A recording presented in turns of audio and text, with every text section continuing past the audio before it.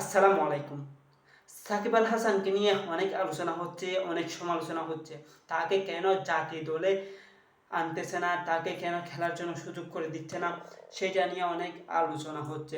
আমার মনে হয় বর্তমান সময়ে আপনি যদি সাকিব আল হাসানের খেলা দেখে থাকেন, তাহলে আপনি বলবেন তাকে জাতীয় দলে না রাখাই ভালো। কারণ তিনি একসময় কিন্তু চেনা ছন্দেই ছিলেন। সেই পুরনো ছন্দে কিন্তু এখন বর্তমান সময়ে মিল নেই। সম্পূর্ণ ভিন্ন ছন্দে চলে আসছেন।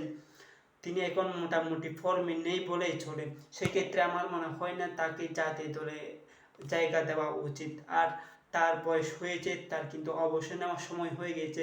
যদিও তিনি এখন কোনো ফর্মেট থেকে অবসর নেননি, যদিও তিনি আগেই ডিক্লার দিয়েছেন 2023 কিংবা 2022 সালে এমন একটা সময় যখন তিনি টি-20 থেকে অবসর নিচ্ছেন, তখন তিনি গণমাধ্যমকে জানিয়েছিলেন যদি 2026 সাল যদি টি-20তে যদি তাকে আবার কামব্যাক করতে হয়, প্রয়োজনে তিনি কামব্যাক করবেন। তবে এখন বর্তমান সময়ে তার খেলা দেখেই বোঝা যাচ্ছে তিনি কামব্যাক না করাই ভালো।